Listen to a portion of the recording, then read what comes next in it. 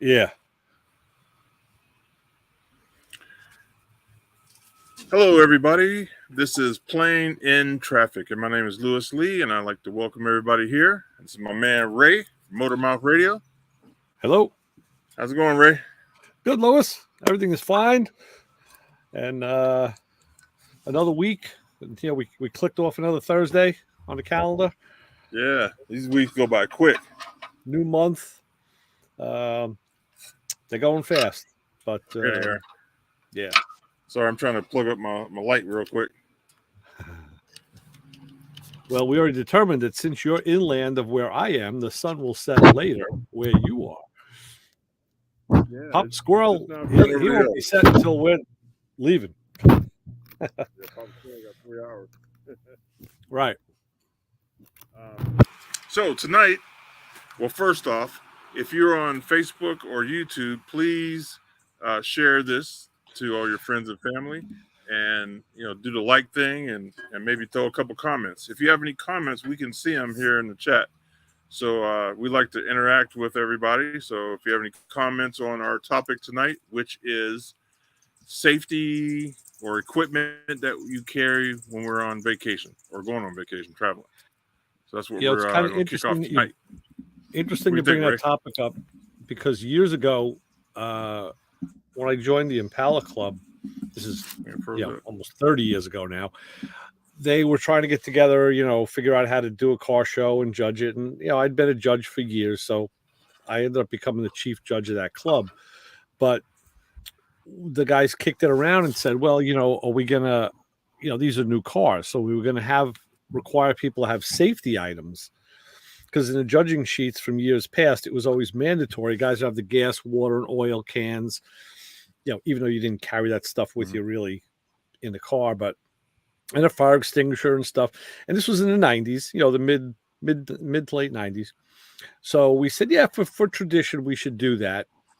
And we were kicking around what exactly should have to be displayed at a car show, like the gas, oil, and water cans.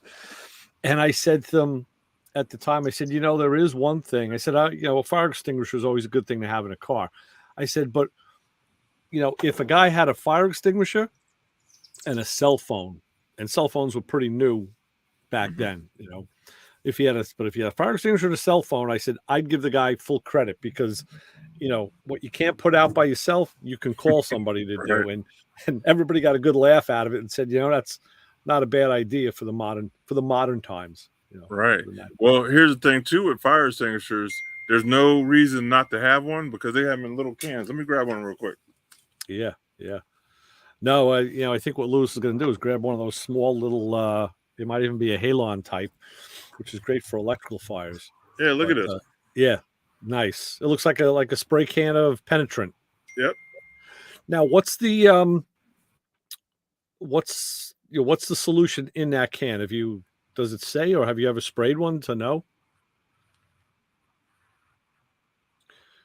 No, I haven't sprayed it. Okay. Because most of the standard ones that we get don't really say anything, but yeah.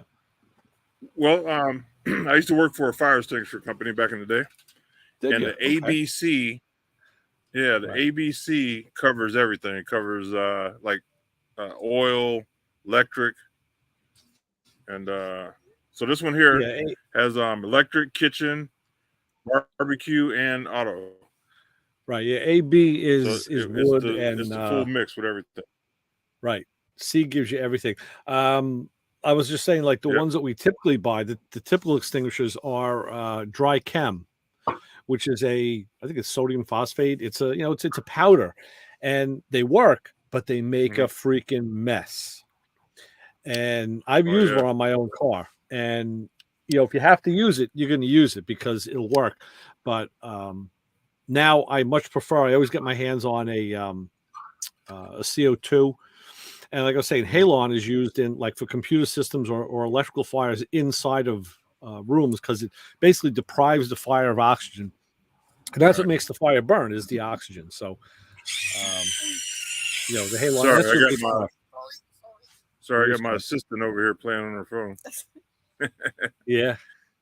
Now in the bus, they make these fireballs. They're in like a decorative round ball, and you put it wherever you need to extinguish fires, like in your electronics or in your kitchen.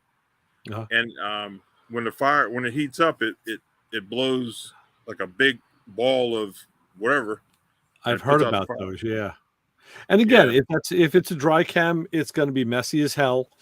But again, at the end of the day, deal with the mess is better than having to deal with a worse fire or the aftermath of a fire. So, yeah, you just deal with it. But yes, I think we could agree that's probably the number one thing you want to have. Yeah. I mean, I even had a small one that I used to carry on my motorcycle. Oh, really? It was a small one, yeah. And yeah, I actually had to give it to a guy to put out a fire once, so I never replaced it. So, and since I've become more of a not survival type of guy, but I've been looking into more survival type of stuff. Carrying a tourniquet. Okay. So I started carrying a tourniquet in all my vehicles. Now, what do you mean? Is that a dedicated tourniquet? Yeah. Stop the bleed. So what makes that different than like a belt, a bandana, or a piece of cloth? Well, a belt, you can get it tight, but those dedicated tourniquets are really made to tighten down. They tighten onto themselves. Yeah, and lock itself. Right. And then on mine has where you can write on the time, because when the paramedics get there, they need to know how long it's been on. Okay. So you write down the time, and it comes with a pen. They're pretty slick. That's good. Good. So, and where do you buy something like that?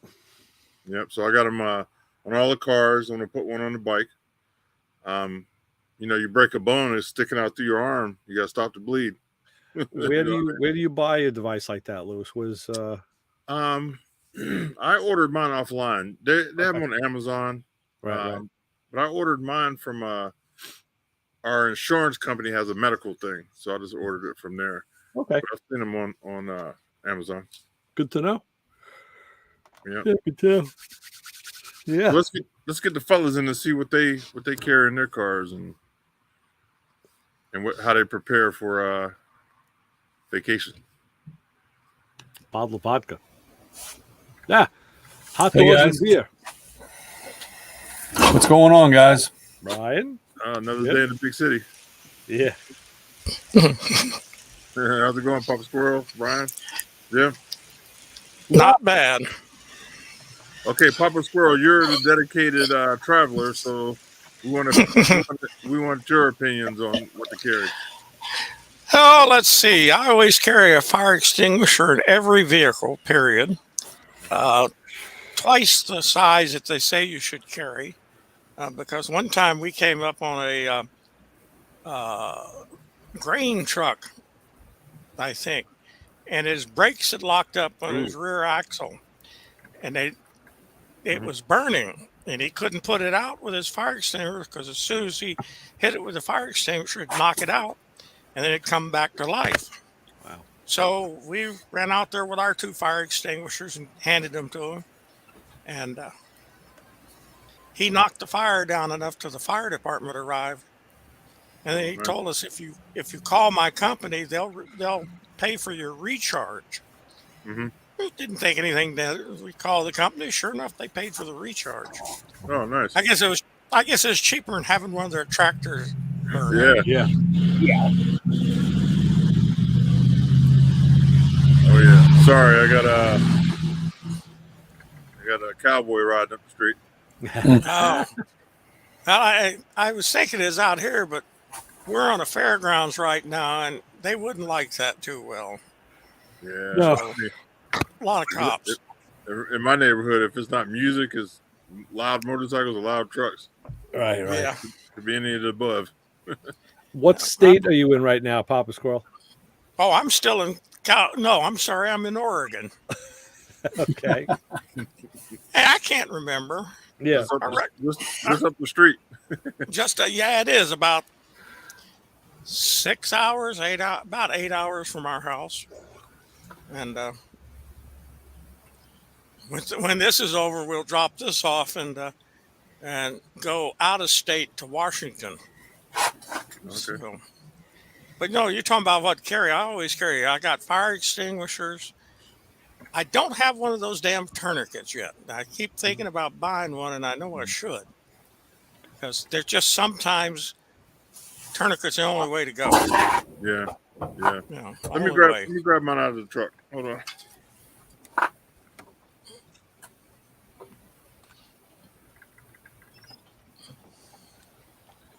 Brian, what do you carry on your truck?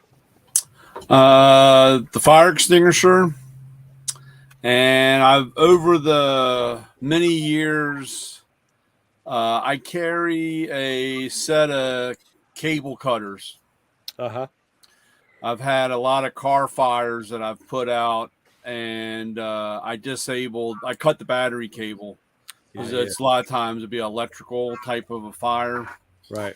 And you know, you guys didn't really say it, but I got Mr. Glock, so I carry a Glock and a fire extinguisher, so I can put anything out. That'll do it. Boom, boom, out go the lights.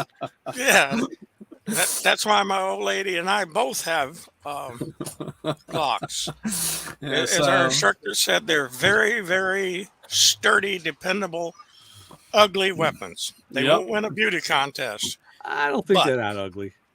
I don't know. I don't know. Well, I got the first generation, and they're ugly. So I have a hang on to that first generation, because a lot of people that collect Glocks want that first generation. I know mine are non tampered with. So I you know, they haven't been molested. So keep them that way. Yep. So, but no, but to be honest, though, really, having something to cut battery cables, I ran across a car one time and I couldn't get the battery disconnected fast enough, so that's when I decided to carry a set of cutters, nit picks, and something you don't think about. They some people don't like that, but especially when you have the horn going off and all kinds of and chaos, and you just snip that and you don't have to worry about. You know, for a while I was going on tow jobs at the shop, and the first thing that they would get, get out of the car. First thing they always do is they would just cut the battery cables, whether it was on fire or not. They would just because if he didn't, the fire department would. Yeah. If they respond, that's the first thing they're doing, whether there's fire or not. Doesn't matter. Right. You know. So here's my med kit. Okay. So this has all my stop the bleed stuff inside. It has scissors, band-aids, wipes, cleaners, and all that stuff. And then hanging on the back is my tourniquet. Okay. You guys see it? Yeah. So tourniquet's in here. We also ran across that when we were with the girls soccer, you know, playing sports in general, but also when we had our Girl Scout troops, we ran across that one time where, you know, we had a first aid kit, but it was one of these, you know, $9.95 kits or whatever, and you realize you didn't have what you needed at the time, so invest in a very good first aid kit, and so that, you know, after that we learned, and ever since then always had those certain items, but and an extra clip. Yeah, right. There you go. My wife said those kits don't work for us because our kids broke everything. They didn't want bleeding. They just break it. Yeah, they did it right. Hey, and also another good thing to have is a Kotex pads and tampons, because you can shove those tampons down into a wound to help stop the bleeding, and you can put a Kotex pad on the wound to soak up the blood. Not the most sanitary things in the world, but if you're going to die, Yeah, I don't think you care if you got a you don't give a shit. Right. right. Well, I mean, they're pretty sanitary when you take them out of the original package. Yes, they I mean, are. you don't want to use used ones. No, God. So they're Okay. sanitary. Yeah. Yeah. But yeah, Now, it's. Oh, go ahead. Go ahead, Papa Squirrel. Oh, I was going to say it's a good idea just to have all types of things, like Yeah. you're talking about all the other things. Just, They're making so much stuff compact now. Like I bought a tool set from Craftsman. It has the drawers in it, and it's small, man. It's and it has 3 drawers of tools, and I mean you can really fit them in a small spot. I think they call them the pack out set or something like that. Yeah. And then of course, a good. I always think, having a good multi-tool. Carry one of these guys. There's a half a toolbox right in your hand, right there. Yeah, it don't take much. Blankets in our area is cold, so blankets and water. Keep some water, a jug of water in the trunk. Yeah. Boy, you're making me think, because now in another couple of weeks I'll be traveling down to North Carolina again, and I'm thinking of all the stuff I got to bring to do the jobs I have to do when I get there, because Dad never stops. He's always got to work. So I'm really thinking of the tools and things I got to bring to work on. Now I should be thinking about what to bring for traveling. I listen to a lot of podcasts, and I was listening to one of the survival ones, and a guy said that he knew a lady that ran off the road and went into a ditch, and the ditch was only like 3 feet deep, but it was just enough where you couldn't see the car. Oh yeah. From the street.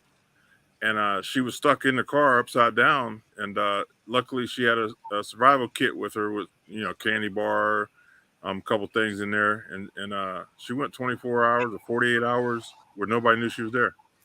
One of those emergency hammers that you can break a window and cut a seatbelt. That's good. Because with power in the cars, if you lose power, you're not opening the windows. Right. So there's a lot of, and that stuff's cheap. Like that hammer that you just said. Yeah. They're cheap, man. $20, $10. Right. Seatbelt cutter on it. Right. Or you carry an automatic center punch. That'll bust out a window pretty easy too. Oh yeah. Yep. Little stuff.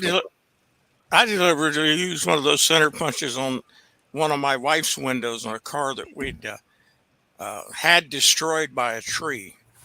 And I popped that window and it blew up. I mean, you hit it with that center punch. It was just like the window blew up. Yeah.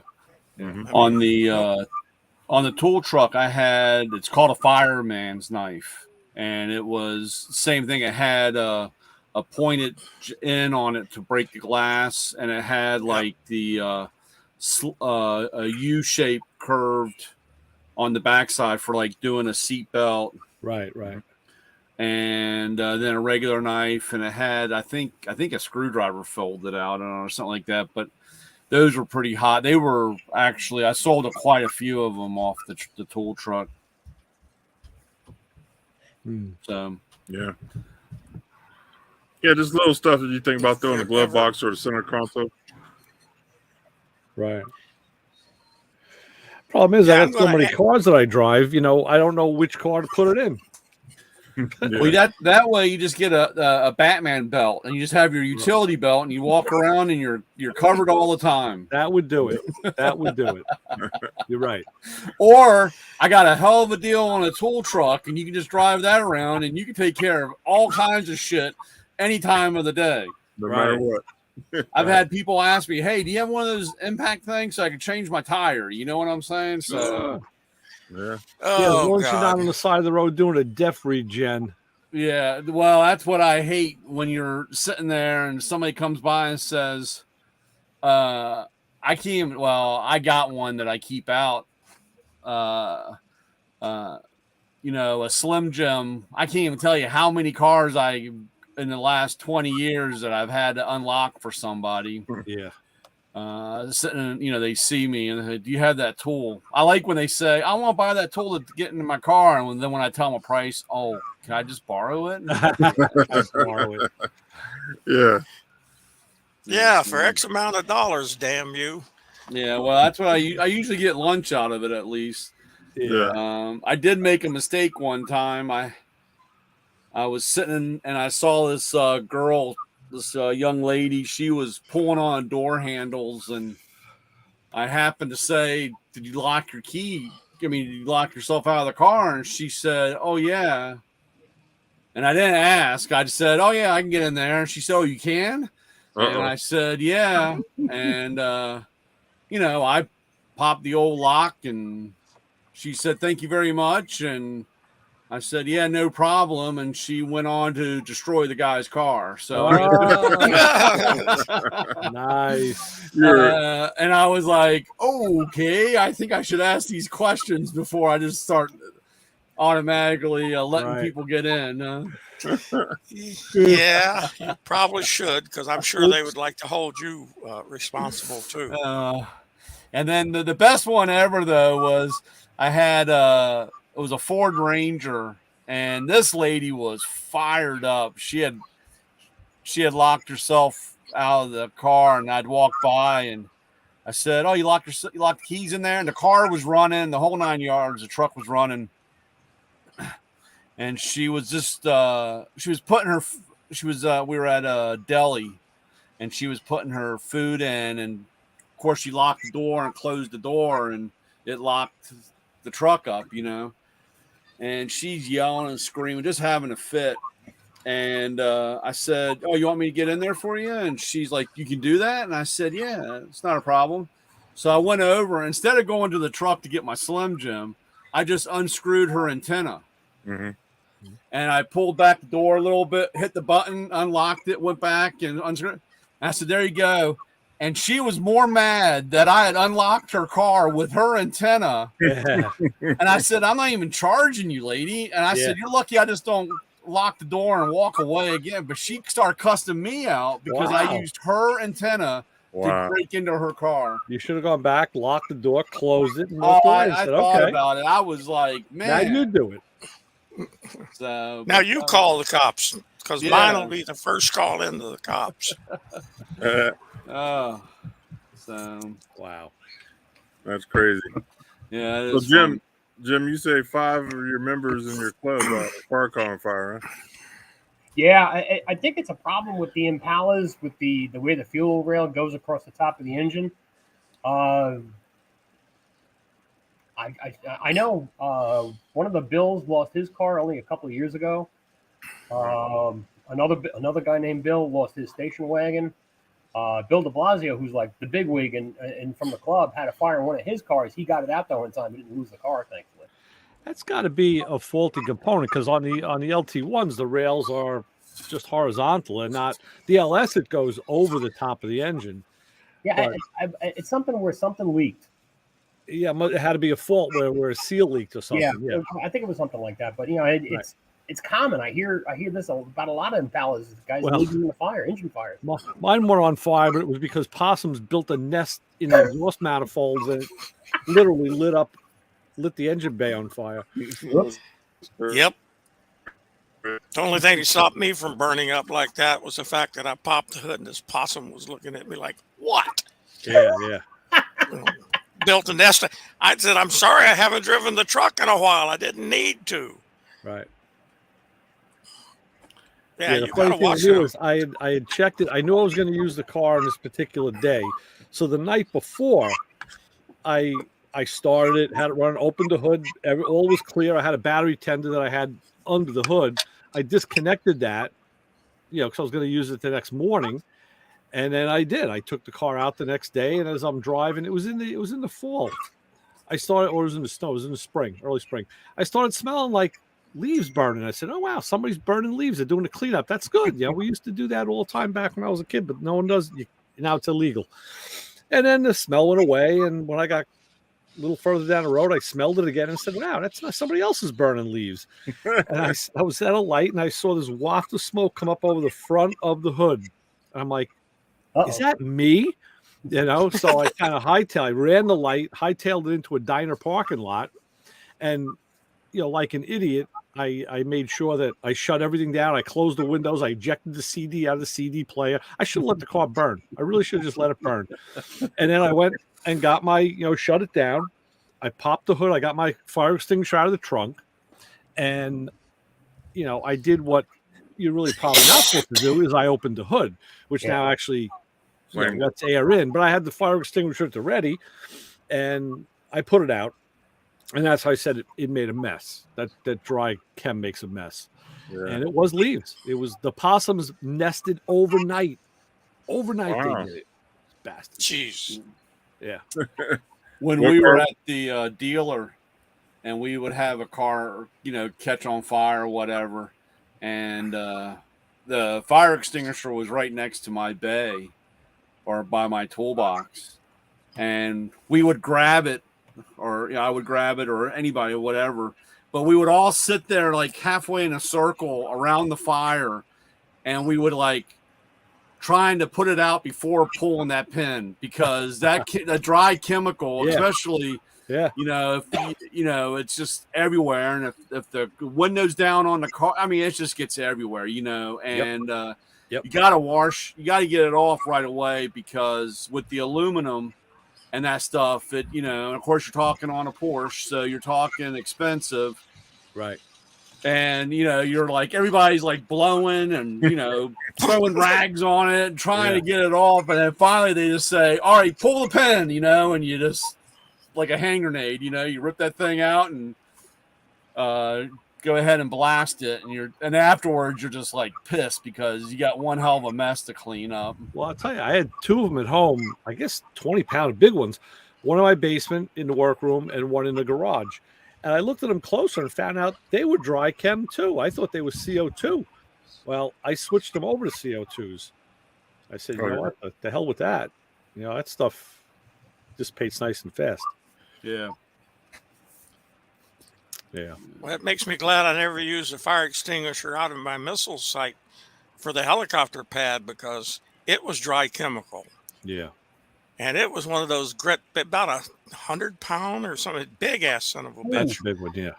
And it even carried the propellant in a little tank on the side. Oh, wow. And I never thought about that. That would have been a hell of a cleanup. Oh, yeah. Terrible.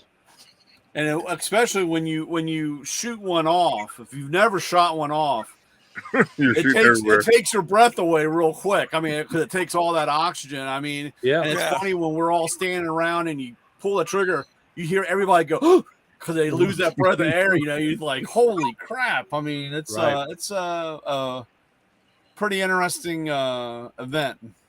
It is. Added in with the being pissed. Yeah, well, then after, you know, like I said, and then like I said, that powder is everywhere. I mean, it's. We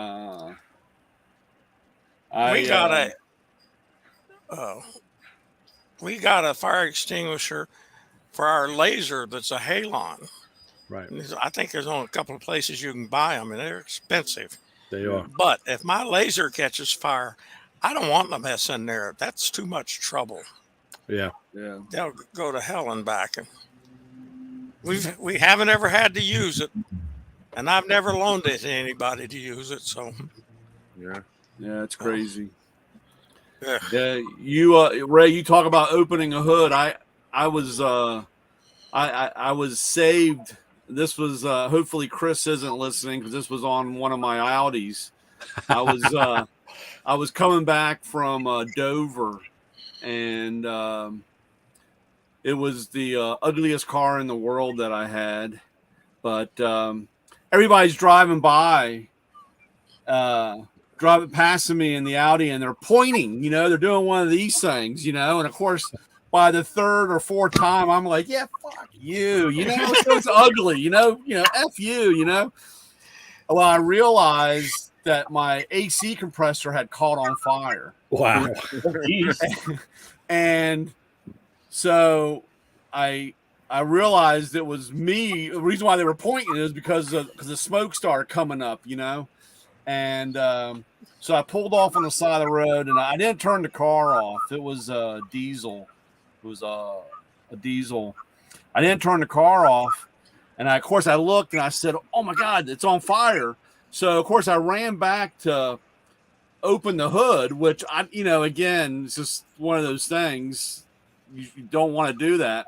And luckily, the cable broke, so I couldn't open the hood. And so I'm sitting on the side of the road throwing dirt because I didn't have a fire extinguisher.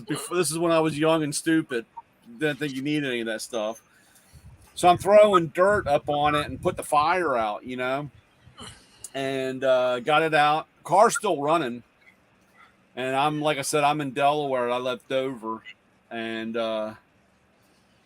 so I started driving, and the belt for the alternator had gotten burnt and went into the timing belt, and it jumped timing. So it was running on 2.5 cylinders. I drove it all the way home. Things sound like a bag of bolts. And had gotten home, and of course the motor was destroyed after that. But it was funny. The wife goes, "Well, why did you keep driving?" And I said, "Were you going to come get me in Delaware?" She said, "No." And I said, "That's why I kept driving." And I had a good buddy of mine. When you broke something on the car, he'd say, "Just let it roll because it's less you have to walk." So that was my theory the whole way home. Just keep driving until it stops. It's less I have to walk, Right. But it cooked that motor. And literally, I'd gotten the hood open when I got home, and the block had gotten so red that you could literally see the pistons move up and down inside. That's how red it had gotten, or how it overheated. That's crazy. And for hours afterwards, when I turned it off, I went down, parked it next to the tree, and turned it off. You could hear it settling, cracking and sizzling, And the next morning, you couldn't turn it over. She was locked up. Right. So that was, my wife was happy. That was the end of the ugly car. Well, Chris will be happy too. Yeah, well, it was one less. That little diesel ran forever though.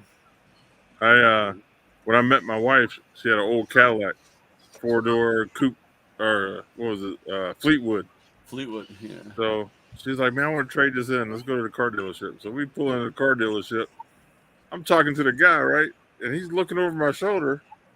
He goes, "Is that smoke coming out of the car?" And the car was on fire. My wife sitting there, or she was my girlfriend then. She's sitting there looking. And I'm like, "Get out of the car! It's on fire!" Wow. So I guess you didn't give it too much for a trade-in, huh? Yeah, he said he didn't want it for some reason. That's crazy. Oh, that's funny. Yeah. And here's another one. I had an old Cutlass Supreme, right? So my wife worked at, we were still dating, I think, and she worked at a bakery. So she was always had a lot of flour on her when I pick her up. So I told her, "Quit moving. The flour is going everywhere. It's all over the car." But it was actually smoke. Oh. But whoever I bought the car off of must have hit something, and it pushed the exhaust pipe up onto the floor of the car. So it caught the carpet on fire. Yeah. Wow. Like, "Keep moving. All your flowers floating everywhere." That's funny. Yeah, we had a guy at the dealership. He was taking out a broken exhaust manifold bolts. And he was across from me, and I looked over and I said, "I don't remember that car having tinted windows." And he had gotten the floorboard a little hot and burnt the carpet. Caught the carpet on fire in the car. That didn't go over too well, but I was like, "Man, I don't remember tinted windows on that car." The car catch on fire quick. Yeah. Volkswagens are really bad about that. The Volkswagens Beetles, they like to catch fire. Yeah, that is one thing.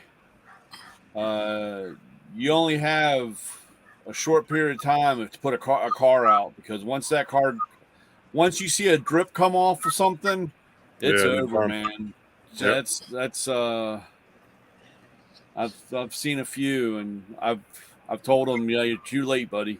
There's nothing left on that. Hey, did you guys see that video? I don't know if it was on Instagram, where a car was coming on the freeway and hit a rollback.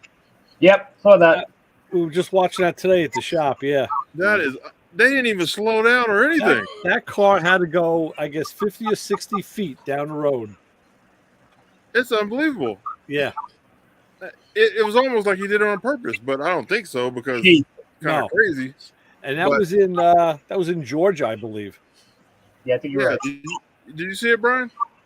No, I have not seen. I saw the one where the car went down, and I don't know what it hit, an embankment, but it jumped up and went through a school into the gym. Wow. Went right through the wall, and landed in the basketball court. Oh, wow. That was a hell of a flight there. Slam dunk. Well, this car was doing, it had to be doing 55, 60 miles an hour.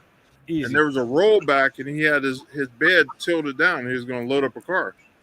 And, the police were there. It was an accident. We watched that today, and we were trying to figure out why he was on the other side of the highway in the lane, and we figured it out. He was going to winch it. He was winching across the median to right the car that was flipped. Mm-hmm. So he wasn't actually going to load it. He was going to, do like a 90-degree winch flip maneuver, whatever the hell it is. I don't know. But it was a full ramp. He hit that truck and knocked the headache rack off. And Yep. It was unbelievable, man. It went, like I said, at least 50 or 60 feet down the road. Easy. It looked like the Dukes of Hazzard, because you saw kind of like a dust trail coming off the back of the car, just like the Dukes. It was like, never slowed down. So did it land okay? I mean, did it land or did it crashed? It landed on the side. It flipped. Right. Wow. He did survive, though. But I'll tell you what, he hit it doing 50, 60 miles an hour. He never hit his brakes. Easy. Completely distracted driving. Yeah. He was asleep or something. I don't know what he was doing. Like I said, she. Oh, it was a woman. A woman. Right. Oh, man. Wow. Yeah. Honey, I got a great film for you, but you're going to have to pick it up in jail. Yeah. When I was towing cars, I stopped to help people, and it's unbelievable how people don't slow down when they see an emergency vehicle. Right. No. They come around you, man. That's crazy. Well, the problem. The problem ahead, is we go off of sight. Okay. So when they look, I mean, that's like I said, when they look over, they turn over. I mean, that's that's part of the reflex or whatever, that when you're wherever you're looking is where you're going. So they're looking at this accident. Next thing you know, they're drifting off and into the wrong lane or whatever. I always learned later in life. I got out of a few incidents. Just look where you want to go, and that's where you will go. But it's crazy. I have that problem because, especially when I'm downtown, there's no place to park, so I pull off on the side of the right lane. It'd be a 3-lane road, and I'm on the right side, have my hazards, and sit there, and I can't tell you how many people come so close on hitting the truck. Yeah. Because they're looking at it, and a few guys have been hit, jumping out of the truck in there. So that's crazy. I was in a 15-car pileup. I was in my tow truck, and I'm seeing we're going around a bend, right? Like under a overpass. And brake lights, so I start slowing down. And the more I get closer to this bend, I'm seeing more lights. So I cut on my beacon. I'm lighting it up, right? People were coming around me and hitting these cars. It was like one car after another. Boom, boom, boom, boom, boom. I was like, oh, my God, these people are getting killed. It was terrible. So I got far off the road because people were going around me. Yeah. It was crazy. Yeah. Before it was done, it was 15 cars. Wow. Jeez. Yep. People just kept coming. and it was dry. It was, nice weather. It was just an accident, and then nobody slowed down. No, just keep going. Yeah. Yeah. And I always I've had a couple people hit the tool truck, and I love I didn't see it. Right. Right. And I'm like, it's as big as a house. You know what I'm saying? I mean, I can hit the bus. People can hit the bus. Well, how do you hit this big bus? Green and white? Yeah. I used to park my tow truck in front of the house. And one day we're sleeping, and I hear somebody come down the street. Boom! I look out the window. He's up on the back of my truck, right, trying to back up. He's trying to get out of there, right. So I go out. I'm like, bro, you can't leave. Your car's done. And he goes, I didn't even see it, man. It was just in the dark. I was like, well, maybe if you didn't have that 40 bottle up to your head, you might have been able to see it. He was drunk as a skunk. A friend of mine's dad used to drive a propane truck, one of the great big tankers. Ooh. He had lights all over that thing. When he drove down the road, he looked like a Christmas tree. He pulled over the side of the road to help somebody do something, and the guy hit it. And the Texas Highway Patrol's there questioning him, said, you didn't see it? And I said, no, officer, I didn't see it at all. They're both looking, and Mr. Law and the officer looking at that and going, how? He definitely got a ticket for it. Yeah, it's crazy. Like I said, I've been told I didn't see it. I'm like, God, how can you not see that thing? So it's almost like if they say that, they'll get out of trouble. Yeah, I guess. I didn't see it. You see it now. Yeah. I don't know. Most of those Texas Highway Patrolmen I knew when I lived in that state, I didn't see it, didn't hold much with them because they've seen too much of the bullshit. Yeah. A lot of it, I didn't see it tipping my whiskey bottle up. Yeah. We had this was a long time ago, but we were all out at a friend's house on their front porch, and you heard a car skid and, do the crash thing. So we all run down there, and there was a cop right there when it happened, and the girl gets out of the car. She goes, oh my God. And the cop's like, well, what happened? She goes, well, I skidded into a flat. That's what she told the guy. She goes, I skidded into a flat because the tire was actually bent over because it hit the curb. But, she just missed the turn and did it. But and the cop goes, you skidded into a flat? She goes, yeah, I got a flat. That's why I wrecked the car. I skidded into a flat. And that's always stuck with me. That's the stupid excuse when something happens. I skidded into a flat. So I always think that's, how did you skid into a flat? Jeez. It takes practice. Yeah, it took a lot of practice. Oh, yeah. Alan. She was about 3 sheets to the wind on that. She rode in the back of the truck the back of the patrol car on that one. So this brings up a good point for our discussion tonight. Having those triangles, what do you call them? I forget what you call them. Safety triangles. Safety triangles. Reflective triangles. Safety, So that's something good to have in your car as well. Sure. Let people know that you're broke down. Yeah. People ain't too bright. Oh no, people are stupid. Yeah. And you got to remember, I work on highways for a living, and I got to walk out there. I got the safety vest on, all the reflective and all this stuff. I swear it's a target.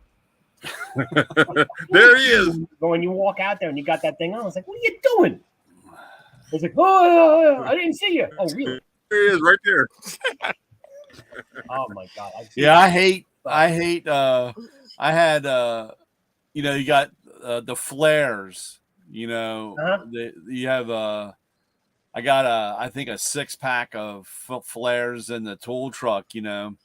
And this was in the old truck. I had a problem where I was sitting. It had broken down, and sitting there, and cop pulled up and, you know, started giving me the 3rd degree. And he said, well, why didn't you put your safety triangles or flares out? And I said, to be honest, I really don't want to light the flares in the middle of a dry summer. You know, I don't need to create another problem. Yeah. With it. And he just kind of looked at me and goes, well, you know, by law, you're supposed, and I was like, well, whatever, dude. But I really just, the way my luck's been going today, I don't need a forest fire. You know what I'm saying? So a forest fire that I'm stuck in. Yeah. So when I was hauling, which I always thought was weird because why?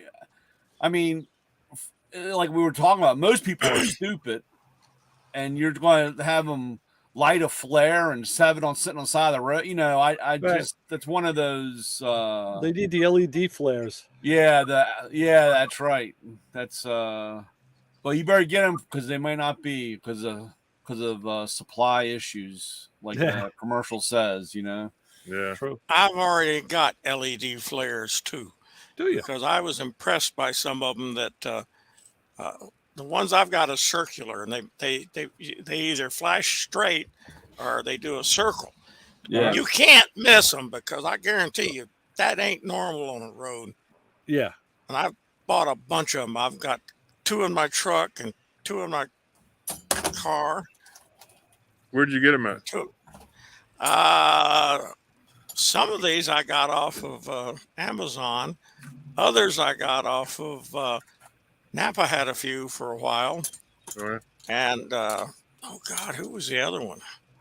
Every time I saw them, I just bought them for a while because Yeah, I'm gonna have to get some. I hate road flares because they're hot, they burn. Now they're great if you want to start a fire. Yes. If you want to start a fire, they're great. I keep a couple of them around in case I do want to start a fire. I hate those triangles. They fall down all the time. Yeah. When a couple cars go by. Yeah.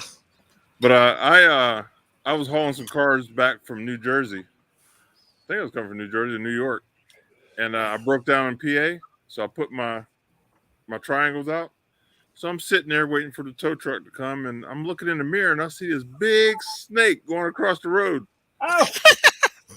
Well, I left those flares, boy. I coasted the truck on down the hill. I was like, well, you know, black folks don't like messing around with no snakes, so I was out. Yeah, well, let me tell you something. White folks don't like those snakes either. Yeah, true. Man, I was out of there. That thing was big, man. Well, in Florida, they've got boa constrictors that have been turned loose because the people didn't want them anymore. Yeah. And they love that weather and they survive. And you know, I'm sorry, I've never heard of a boa constrictor eating anybody, but I don't want to be the first one that, oh, we have an exception. No, they've had some eat people. Oh yeah. Have you ever seen the video of one eating an antelope? Yeah. I'm telling you, man, they can eat it. They can eat one of us. Believe me. Oh, I'm sure they could, but they're gonna have to eat me by catching me because I ain't going to stay around. I'm gonna move. Papa Squirrel ain't sitting still for no boa. It's a big problem down in Florida. They have hunt days for those. Yeah. It's real bad. Yep. Snakes and all that. Yeah. Alligators. You know, it gets me. Alligators were on the endangered list a few years back, and everybody was careful and didn't hunt them and did good. Now they're all over the place. Yeah. But you give them a chance, they've been doing pretty well. Yep. But I guarantee you one thing, they'll scare the daylights out of you if you're on the side of a road and you look over in the bar ditch and you see these eyes looking back at you. Yeah, and you look at those eyes and I don't know how big you are, my friend, but I'm going. Yeah, you can have it. That's when you hope there's a small dog around that at least you have something to throw, slow it down so you can have a snack. You know what I'm saying? Oh, you gonna throw Fifi in? Oh hell yeah, Fifi go down a lot better than I would. I got a friend of mine who's big. big boy. He used to be shit. He used to grab 100 pounds of feed in each arm and load them onto a truck. He was just, he was about 5'6", about 5'6", and I didn't figure I could throw him to the gators because I was only 140 pounds of soaking wet white boy. I didn't want to. I didn't want to get thrown to the gators. No. I hear you. What's up, Isaac? Hey, how's it going? I ate snakes too. Problem is here we got rattlers. Ooh. Oh, I had one summer I killed I want to say 3 or 4 in my backyard. Really? wow. Yeah. That's They scary. Well, Lewis were doing- Lewis isn't coming over for a cookout, that's for sure. I'll come over. I'm staying in the house. They were doing construction a couple blocks away, and I found out later on while they were digging up to get everything set up to do put in some houses. I guess they opened up a snake pit. Wow. So, and that was, God, in the last 3-4 years, we had snakes off and on. And prior to that, we've been here since 2005 in this house, and we never had snakes other than a king snake. Mm-hmm. And then all of a sudden we were getting rattlers. Yeah, they pushed them over to you. Yeah. Wow. Well, one thing I like about rattlers is most of the time they'll try to tell you that they're there. Water moccasins and coral snakes won't give you any hint. No. Yep. And I hate them both. Yeah, that's true. Have you ever seen a snake jump? I watched the video, and a snake jumped into a building. Like a lady was opening the door, and the snake jumped in. Jumped in the door. Yeah. It was inside with him. That'd be the one time I'd jump higher. Oh my Yeah. god, dude. You better hope you can jump. We were trying to remove a king snake when I first moved here, and we put it in a bucket, and it jumped right out. Wow, that's scary. I'd like to see that because that's one thing I've never seen a snake do is jump. Man, this snake I seen on that video jumped at least 3 feet into the door. Yikes. Yeah, it's crazy. They need to stay where they belong. Right? If I go 4 or 5, fishing, I got 4 or 5 horse farms behind my house. And when snake season is, you get a whole bunch of corn snakes and black snakes. yeah, And man, it's just you tiptoe through the yard, so because they're everywhere. I had a snake go when I lived out in the country. I had a snake go under my back porch one day. I didn't go out the back door for a month. Hey, listen, I know he was out there waiting for me. He's gonna eat me. Yeah. Yep. You got about what, your wife? She handles all the rodents. I can't mess with none of that. Like, babe, there's a snake out here. My ex-wife used to skin rattlesnakes and things like that and tan their hides.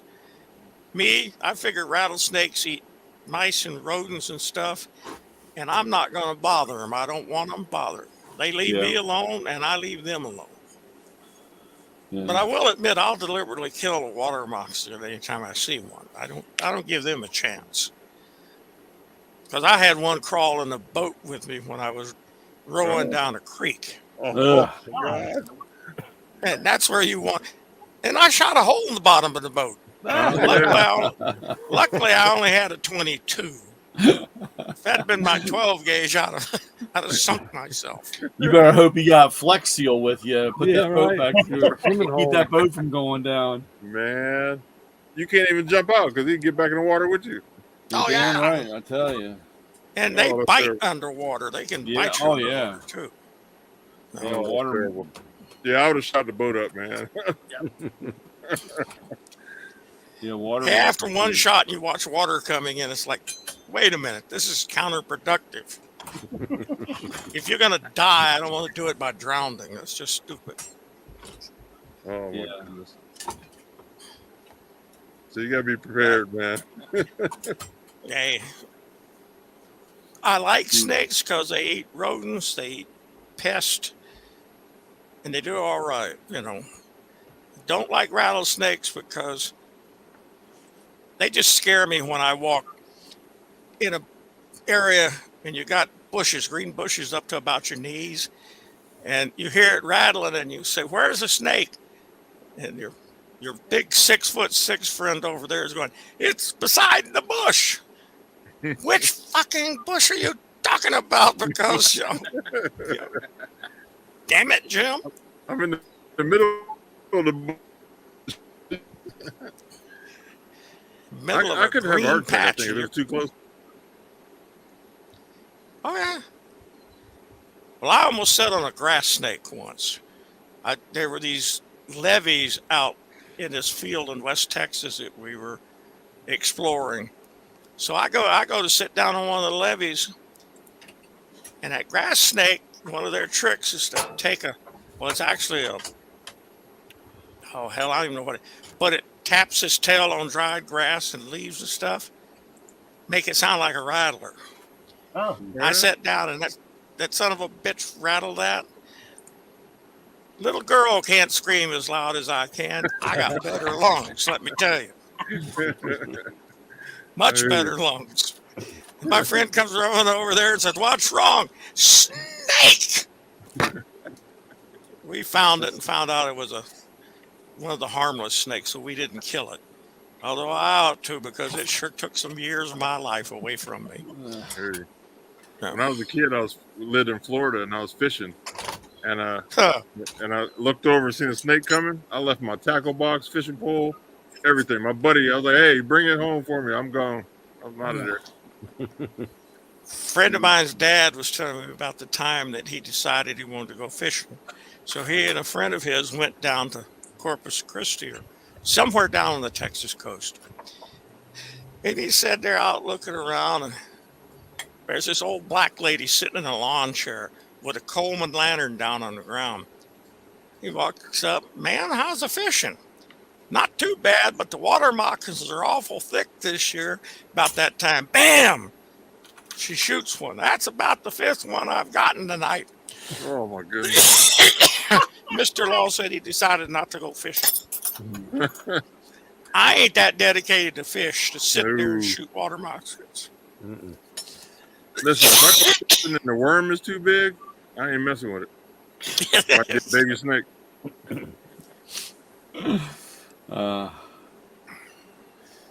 Yeah, we had a terrier, Max, and he'd catch a snake, and he would bite right behind the back of the head, so it would lock the jaws open, and it would still be alive, and he'd play with it, and then when he got tired, he would just grab by a tail, and he'd smack it up against the side of the fence or the side of the house or whatever, and kill it. He was smart, huh? And so one day he's down in the backyard and he's swinging that snake around, playing with it, and the girls were little. This was quite a while back, and they're like, "Oh, look at Max! He wants somebody to play with. He's got a stick down there." And I said, "That's no stick. That's a snake." And they said, "No, it's not." So they run out the back door, start running down to the backyard, and they saw it was a snake. You talk about a bunch of little girls screaming, running back into the house because he had a snake, But Max was a hunter to the end. He caught everything from mice to he caught a deer in the backyard one time. Had a deer pinned up against the shed. And I wish I'd videotaped the fat white guy trying to get the little white dog away from the deer. And the deer was boxing the dog. He was up on one hoof, and he's trying to hit the dog, and the dog going after, trying to make the deer fall over. And man, that was a rough morning trying to get the dog away from the deer. Before your coffee? Yeah, I tell you, I get the, "Hey, Dad, Max caught a deer in the backyard," and you're like, "What the hell?" So you're out there looking like, "What in the world am I going to get?"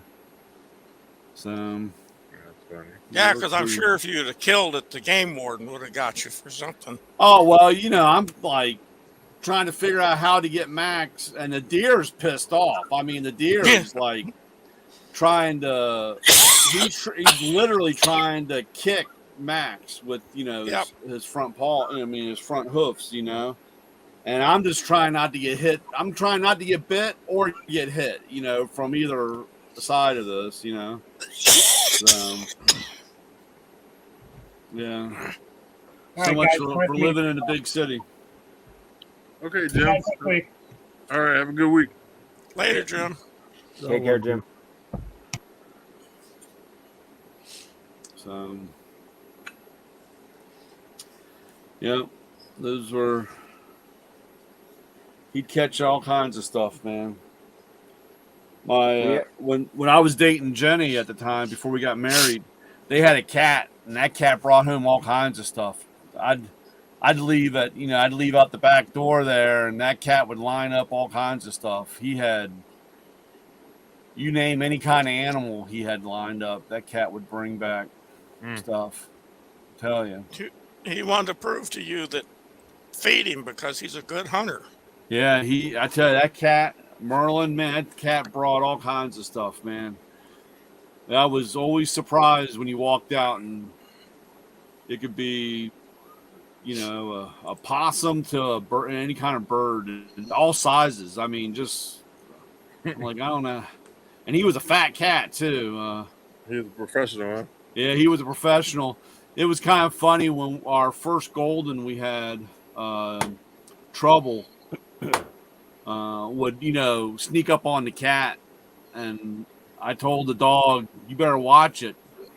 And that cat gave that dog an uppercut, and that dog didn't bother the cat no more. he gave him an uppercut and got those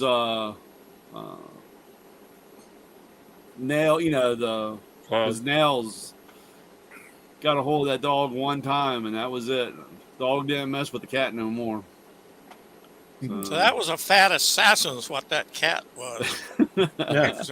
He was a good assassin. Yeah, he was good. He might have been fat, but he was deadly. Wow. He didn't mess around for sure. We had an indoor-outdoor cat, and it got nailed by one of the rattlesnakes. It came in, and for like several days, it got real lethargic. It didn't want to go outside or anything. And finally, I had a friend over, and we picked the cat up and put it on the floor freezer, trying to look it over and inspect it. And right under its jawline, all its hair started falling out, and you could see the 2 puncture marks. Oh, wow. And we just... Did the cat die? No, he lived through it. I called my mom because I was like, man, I could just imagine what the vet bill's going to be. What do we do? And she said, out on the ranch and stuff, the cats would usually, just let it be, keep an eye on it. And she said, usually they'll bounce back out of it. And it did. It took about a week, week and a half. And then he was back to normal and back outside messing with the coyotes. Wow. That's crazy. Yeah. Yeah, I would have given the cat 2 shots of tequila and put a little pepper on it and get it back. Granddad's cough syrup, huh? Yeah. Yeah. So Isaac, that picture you posted, man, of your dad's Porsche. Wow, that was crazy. That was some hit, man. Yeah. So it was. My dad was headed to work. He had me in the car, and he was taking me to my aunt's house to babysit me. And I guess we were headed west, and the sun started to crest over the mountain range behind us. And this guy was headed to work in his 3/4 ton truck, and he made a left. He didn't see us coming. He made a left right over the front of us. And my understanding, like I said, they think I hit the dash and rolled in, like where they found me. I guess I was rolled into the footwell. But from what I understand, they had extracted my dad, and they didn't know I was in the car. And then they heard me start to whimper. And that's when they realized, hey, there's a kid in the car. And but we were right down the street from the county hospital, and my mom was a nurse at the time. They rushed us to the county hospital, and then my mom came over and she said, no, get them out. I want it, once we were stabilized and stuff, whatnot. But she's like, they're not staying at the county hospital. And they transported us across town to one of the better hospitals. Yeah. And then I was in the children's ward. I was 3 years old, so I remember bits and pieces. They had some type of I don't know if it was a body cast or some type of a brace, but I remember I couldn't move, and they'd have to come and roll me from one side to another, like when they had Sesame Street on or whatever they had in the children's ward. And I remember there was a window that opened up outside of the hospital room, and in that area there was a courtyard, and they snuck my cousins in. And I remember they opened the window and they were passing Hot Wheels through the window to me. Oh yeah. So yeah. Wow. Best thing for a kid, keep you active and keep your mind going, because Yeah. you dwell on that type of shit. As an adult, I don't even want to think of that. So you went and picked up the same car, huh? Is it Yeah. I went and got a Porsche. I think my dad's I think mine's a 70, it's either 72 or 73. I have to look at the title, but I think his was a 74. And he had just put in he had the VW motor in it, and the actual Porsche motor, which is still it's basically a VW Type 4 motor, but he was having the motor for the car built, and I think it had just gotten finished right around the time we got in the accident. Wow. So, well, glad you guys made it. And somewhere my mom, yeah, it was definitely by the grace of God protecting us, because it was pretty rough accident. And yeah, I mean, you see the car, it was just smashed. Yeah, I mean, it was tore up, but somewhere my mom has the newspaper article, and I think it made front page, if I remember correctly. I can't remember when they put those plastic bumpers on like that. That was late 70s. Was it late for it? Because I mean, around 73, 74 was in America. That's when the American cars, the bumpers grew. Yeah. So it had to I be, think compliant. Yeah, when they had the little bumper, the bumper stop thing on top, the black. It was a 5 mile an hour bumper. Yeah, that was like, that might have been 74, 75. Needless to say, when I went and got my Porsche, my mom wasn't too happy. I can imagine. Oh, I bet. She said, "What the hell are you doing? What are you thinking?" And I said, that car tried to conquer me. I'm going to conquer this car. In fact, I'm going to drop a V8 in it. I'm going to make it go faster. And she was really angry. So instead, you decide to just park it and not pay attention to it for all these years. Well, I did drive it for a while. Yeah. And then it ended up parked. So, and now I'm not putting a V8. I'm just going to put a Subaru motor, but it'll still have some pep in it. Yeah. Giddy up. I mean, that car's so light. It doesn't. You don't have to put too much horsepower to that thing to get it moving. Yeah. Well, be That's careful. Well, folks, I got to jump off early. All right, Louis. Oh, before I jump off, I did start spray foam in the bus. Oh, good. Ran out halfway through. So now I got to buy another kit. Yeah, you probably need a lot of spray foam. Yeah. They said it would cover 600 square feet, but it didn't. Yeah. Do you got videos of it you're gonna post? Yeah. I'll put one together this week and put it on. or this weekend. It depends on what they consider square feet. Right. Yeah, and the thickness. It was supposed to. I was supposed to go 1.5, 2 inches, but I didn't even do that, and it still didn't make it. Was that when it like goes- the purple stuff? I mean, pink stuff? No, this is like a white or like a cream color. Now, when you spray it in there, does it expand? Yeah, yep. Okay. It comes out of 2 different tanks. The tanks look like propane tanks, Yeah. Uh-huh. and you have two hoses that come off into one nozzle, and it mixes at the nozzle.